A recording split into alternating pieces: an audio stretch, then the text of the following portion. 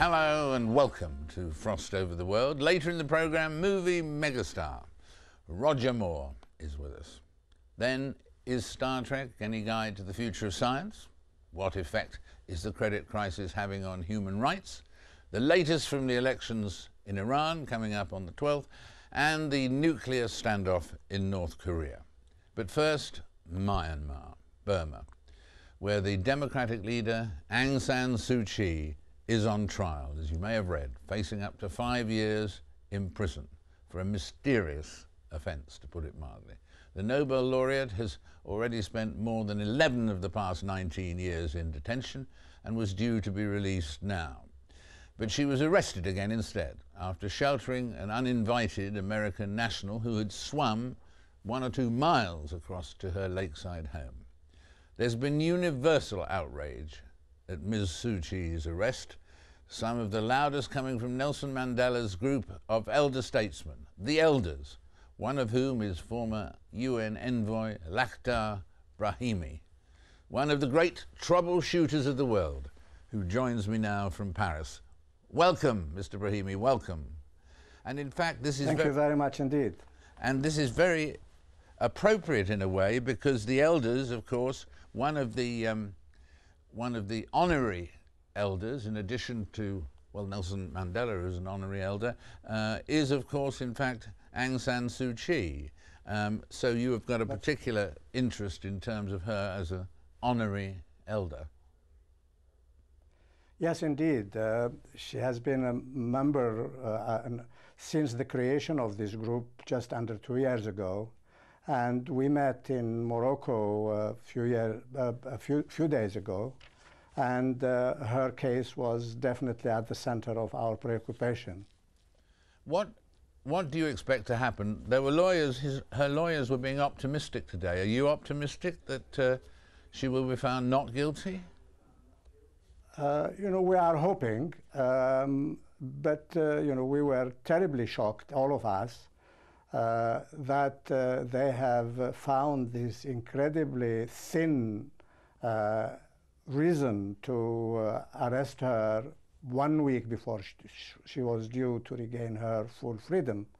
So, you know, that made us rather afraid.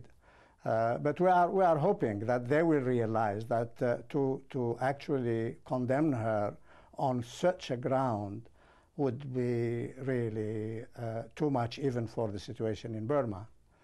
Why do you think, with a regime that is famous for its cruelty and so on, why do you think they're so afraid of her, and why, thank God, have they not killed her? I mean, it's a little bit like Nelson Mandela in South Africa in a way, that I suppose they think that she would be more of a threat to them dead than alive.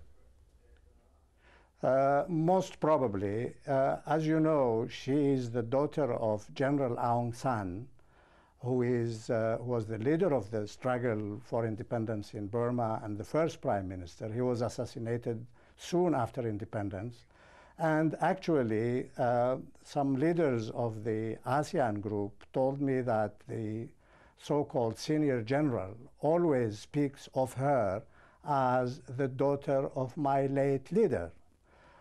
So I think, you know, she comes there not only with the extraordinary work she has done, with her, you know, very positive, low-key, peaceful approach to problems, but also with her family background. So we hope that they will remember who she is.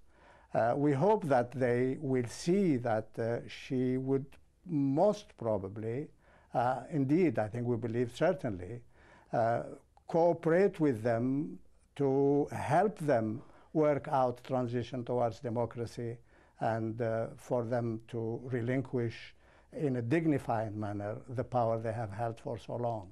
And what about the future? What is there in the immediate future? Do you think, Mr. Brahimi, that the world, the international community, the world can do, maybe only China can do, maybe the UN, your old colleagues, can do? Can they do anything? Of course, I think the best scenario would be for them to finish this trial quickly, recognize that she has done no wrong, and her detention immediately. That would be the best. If that doesn't happen, I think the world should continue its support for her, and in particular, I think you have I think the Asian countries in general, definitely ASEAN, of which Burma is now a member. I know that, for example, a president like President Bambang Suli of Indonesia has very good relations with the leaders in Burma, and he and his colleagues in ASEAN should really now speak out and do whatever they can to put an end to this situation. Just in conclusion, may I ask you, as someone, as I said, one of the great troubleshooters in the world, and one of the places you've been concerned with is the Middle East, do you have any optimistic feelings that, for instance, President Obama's speech in Egypt about a future start again for the solution to a crisis there, do you have any optimism about that? Yes, I think I do. I think we've got to be optimistic, even against terrible odds. There is a clear change of atmosphere in Washington. The Americans are now saying to the Israelis, we have an American national interest in solving these problems in the Middle East, and in particular, the Israeli-Palestinian conflict. And that from now on, the American national interest will be defined by us, Americans, not by you, Israelis. This is I think, a significant change. I think that it is now up to the Arabs and the Palestinians to perform much better than they have done lately, and in particular to have a united approach to their problem. Thank you very much indeed, Mr. Brahimi, for joining us. We always enjoy our conversations with you, and we thank you on both topics we've dealt with. Hopefully there'll be progress on both, but we thank you very much in the meantime. Thank you. Thank you very much for having me. And now from Myanmar to North Korea. On Monday, North Korea conducted a second underground nuclear test, 3 years after the first one. And this one was followed by the launch of several short-range missiles into the Sea of Japan. The United Nations Security Council has unanimously condemned the country, but it still needs to agree on a new resolution. Meanwhile, North Korea announced that it is abandoning the treaty that ended the Korean War more than 50 years ago. So how serious are North Korea's threats? Joining me now is the former British chargé d'affaires in Pyongyang, who in fact set up the British embassy there, the first time in 2001. Jim Hoare is with us right now. Jim, welcome. First things first, how serious are these events? How sincere are they?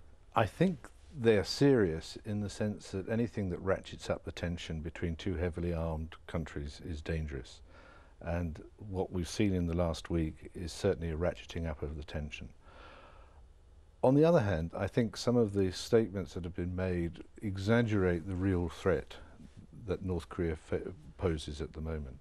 Undoubtedly, North Korea is engaged on a program to develop a nuclear capability, a nuclear weapons capability. I don't think it has got all that far yet, and it certainly hasn't got the other thing that would be required, which would be the means of delivery, except in very crude, old-fashioned terms.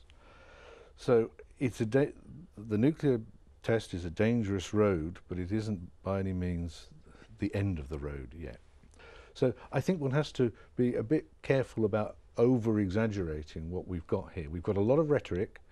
We've got some, throwing your toys out of the pram sort of behaviour, but I don't think we're actually approaching the war stage. No, because if in fact they were thinking who they were going to go to war with, I mean, I suppose they've got another number of options. I mean, they could go to war with United States, they wouldn't have much chance, but they could, or South Korea, or Japan, China. I mean, they're going to lose whoever they fight. I think you're absolutely right. And I don't think, despite their heightened rhetoric, I don't think they're suicidal. It doesn't mean to say they're not dangerous, but I think what it means is that there's a strong possibility of some sort of military clash between North and South Korea, possibly at sea. There have been clashes in the last few years at sea where there have been deaths on both sides. And there are tensions that arise over fishing fleets that intrude across into each other's waters. And you can see something like that getting to be a bit nasty, but it doesn't necessarily mean to say it's going to escalate into something wider. So what is the purpose of this? Is part of it to strengthen all this huffing and puffing, to strengthen the current regime with their own people? I mean, is it for home consumption? I think to some extent it is for home consumption. You're absolutely right. That there is clearly some form of debate going on within North Korea since the leader, Kim Jong-il, was ill last year. He has re-emerged, but nevertheless that's thrown up the question of what happens if he does die or if he disappears from the scene. And I think that is possibly part of the reason for the present display. It's we are strong, don't interfere with us.